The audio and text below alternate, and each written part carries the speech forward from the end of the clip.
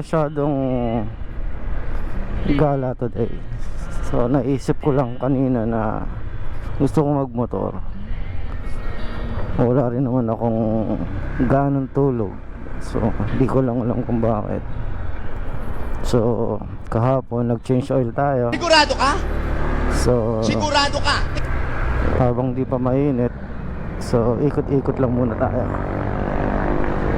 Tingnan lang natin kung anong mga kaganapan sa kalsada. Then sama na sounds. So naka-short lang tayo para bago magliwanag nakauwi na tayo.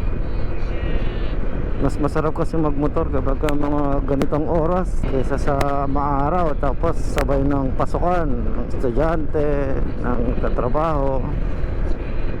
Kaya mas pinipili ko na mga ganitong oras na magmotor. As well, malamig. Wala pa tayong jacket pero kaya naman. Kagabi pala, ang lakas ng ulan, grabe, muntik na naman kaming bahain. Buti na lang hindi nagdire-diretso.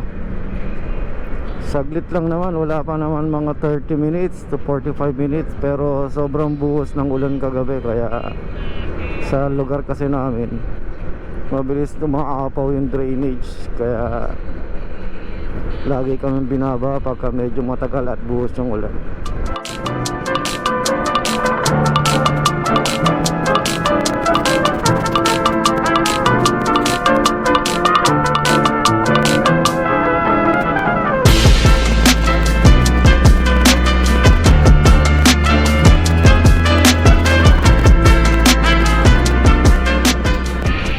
Ganda ng umaga.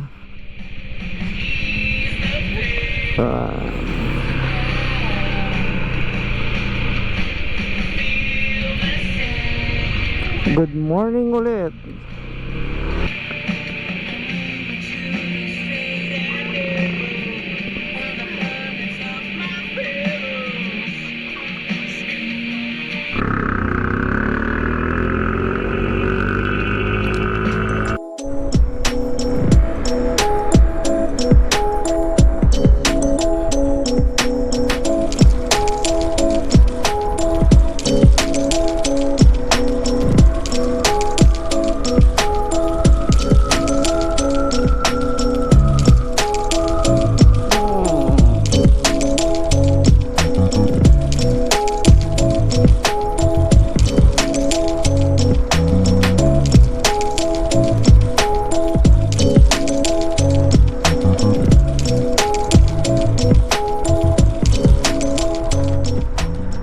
Big shout out pala sa dati kong team sa Bacau Bay Resort, dyan sa Coron, Palawan, housekeeping department. Kina May, kina Jimboy, kina Edu Daco, kina Toper, kina Lloyd.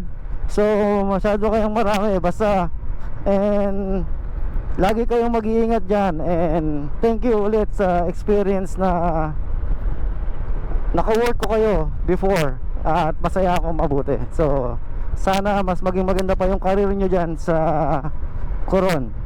And thank you sa subscription.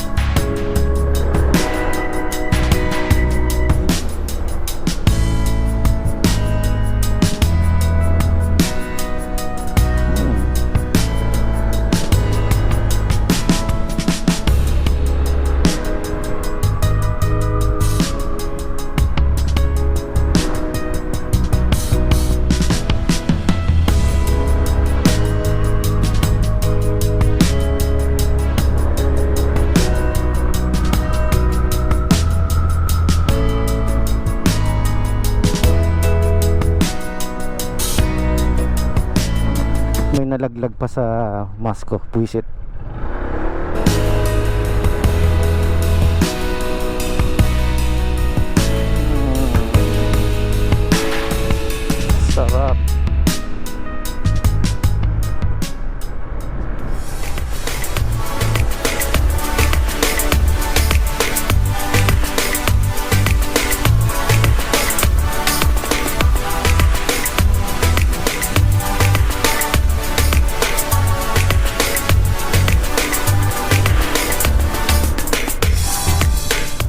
sanang kumain, kaya lang naka-intermittent fasting ako ngayon.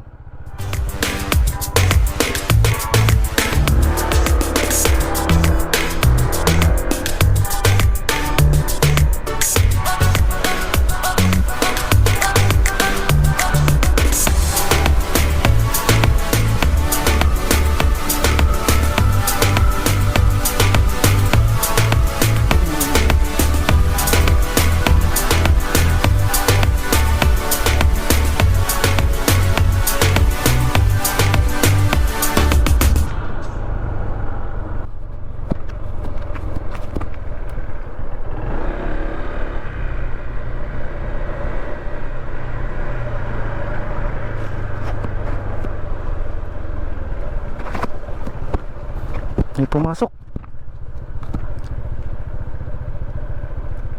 Gumagalaw-galaw siya. Meron ba? Wala naman. Masyadong magulo yun ah.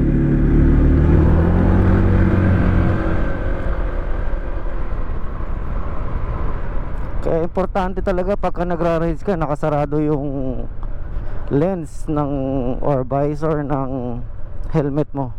Kaya lang kasi gusto kong maramdaman yung fresh air, lalo na't ngayong umaga.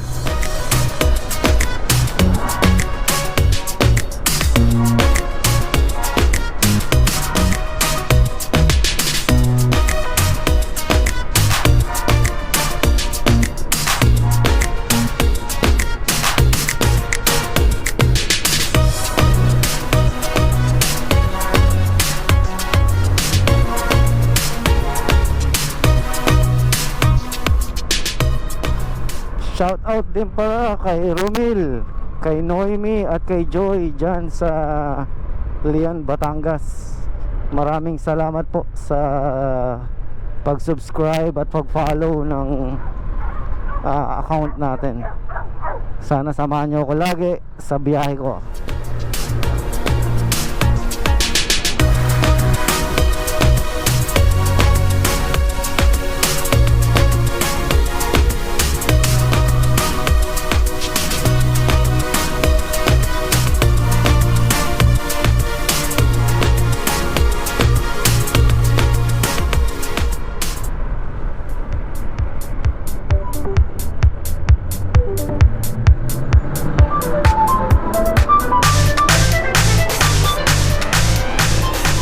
Sakto lang yung araw, hindi pa masyadong mainit ng ganitong oras.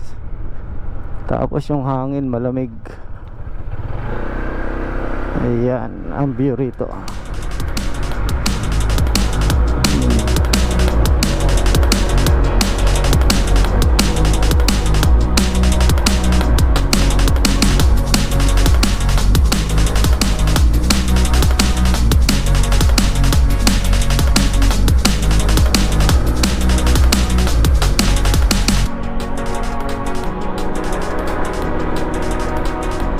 Uy, doggy.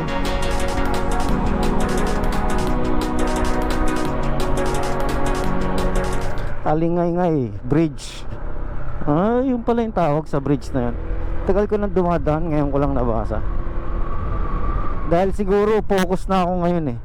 So yung mga motivational rides na yan, so siguro kailangan natin yan.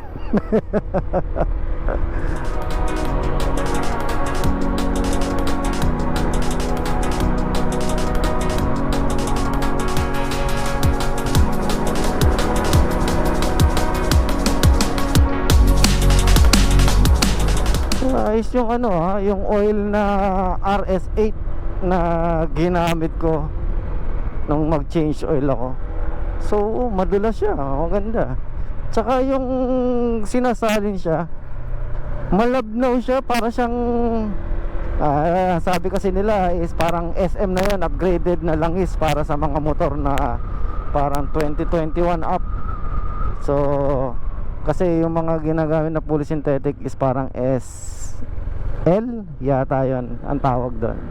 Yung bagong RS8 na yan is parang SM na. So upgraded na yung mga formulation niya para sa mga modelong motor. lalo na sa mga automatic scooter. So nung binububu siya nung nag-change oil ako, para lang siyang mantika ng bahay, cooking oil, ganun kalabnaw. Kaya parang andulas ng gears natin ngayon, kaya masarap.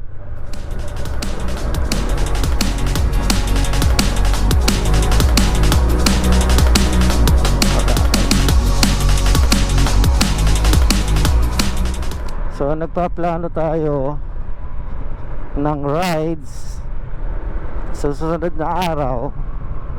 Di ko lang alam kung magka-camping.